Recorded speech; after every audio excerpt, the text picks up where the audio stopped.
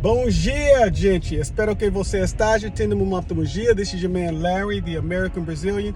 Listen, I wanted to talk about something that I have had on my mind for quite some time. It's something that when I found the travel group, the Black Man's Option 2017, that we used to do, and I think that they still do it, or we still do it here and there. But that is philanthropy in travel. Some people say philanthropy. What is that? Well, I know a lot of people might, the term. Basically, it's just a euphemism or a fancy way for saying giving back or helping others. It's interesting, man, when we go to these places, be it, Thailand, be it the Philippines, be it Costa Rica, wherever you might, even some places in Europe. But let's just talk about South America or Asia, because we know that there's a segment of the population who are, a pretty decent sizable amount of the population who are indigent, right? Not that the government doesn't provide, certain subsidies, but you and I both know it's better to have a friend that's across the street than a brother that's across town when you have a need. And I'm not talking about, when I talk about philanthropy or giving back, I'm not speaking in regards to funding somebody's lifestyle completely. But what I am talking about is helping people who are in need. So I remember there was a few there were a few situations where, being a part of the Black Man's Option, we had I don't know if it was a toy drive or if it was a food drive. It may have been both, but it was just so cool, man, for the people of Brazil in that particular area, in that particular favela, to see brothers from America come and offload these goods and these supplies, and to just kind of show them, look, we appreciate you guys welcoming us. And they didn't welcome us in a sense of having like this big procession. But what I mean by that is, when you're in somebody else's country, you're actually in their backyard, and it's not paying a tax, it's not checking in. It might come across that way depending on your perception. But what I'm saying is, it was so good to see those little kids and those mothers and those dads, and to come out and receive those goods and those supplies for nothing, for the mere fact that we just wanted to give back and say, we appreciate, we love your culture, and we know the people are the culture. The people make up the culture. Without the people, you won't have a culture. And I don't know, I think that we should do, when I say we, I mean, people who travel, or people who, like myself, have locked down a specific location, a specific country, and we say, okay, I love that country. I want to be a part of that country. I want to, at some point one day, get my residency or whatever path that leads to citizenship in that particular region of the world. And I think that that's a good thing to do. Now, there are many people who are already doing that. And if you're already doing that, hey, shout out to you. I think that you should continue to do that. But I just think that, we who can, and we who do travel to these destinations, I think that it would be a good thing, man, if we, even if you have to act as a committee of one. And I'm not saying that we should voice, I'm driving. I'm not saying that we should, voice our philanthropy. Look, this is what I'm doing and this is what I did. But I think that there are times when it needs to be said, because I think everybody needs some help sometimes. I think, even those of us who might have means, there are times when it's like, man, I got this coming up, I got that coming up. And, when somebody, when a situation occurs where the need is met, there's certainly a good level, a good degree of appreciation. And I think that that's something, man, that we should consider. What would it look like if we,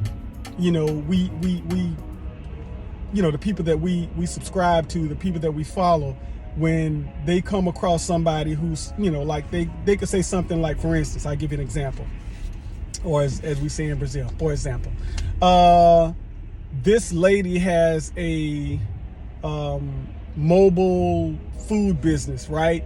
And she deals primarily with hot and cold food.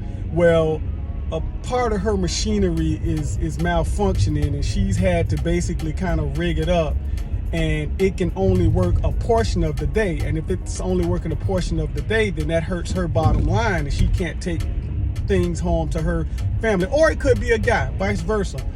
What if, and those of us who know about these situations, what would it look like? What would it speak to the culture if we say, you know what, we'll get people and we'll try to rally around, and we'll as a committee of one meet this one specific need, and we'll say, you know what, everybody give $5 or $10, nothing really major, because again, we win in the arbitrage rate. I know specifically in Brazil, it's like one of our dollars is like $5 of their dollars. I think the other day was like $4.88 or something like that. But anyway, let's just say 5.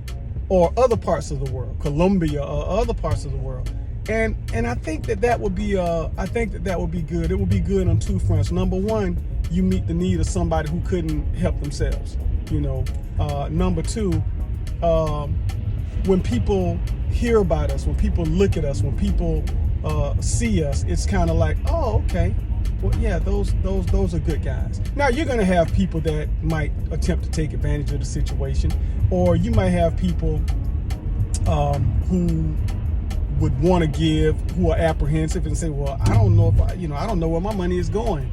I don't, this guy could just be, this woman, because there are women who are content creators in these various countries. But whoever you subscribe to,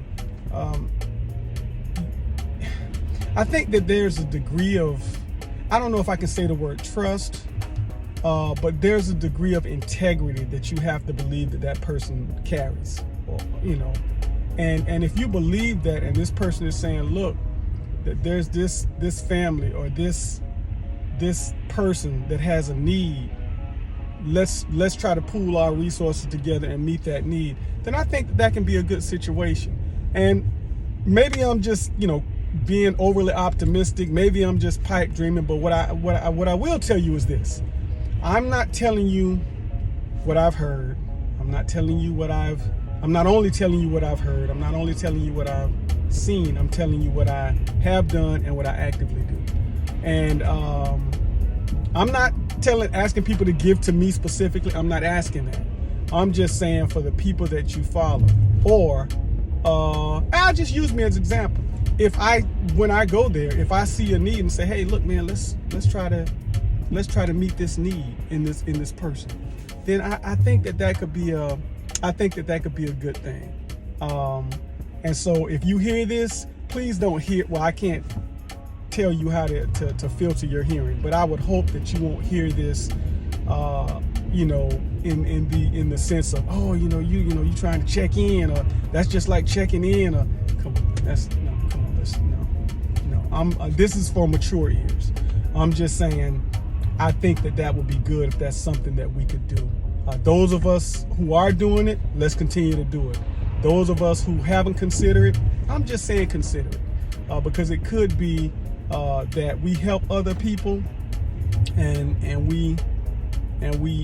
when people hear our name, it's associated with a mark of excellency. I'll say it that way. But again, maybe I'm just pipe dreaming. In any event, just consider what I said, and you do your own, you be your own judge, and you make your own opinion, and we'll go from there. In any event, this is your man Larry, the American Brazilian, saying fala com você mais tarde. Até a breve, é verdade.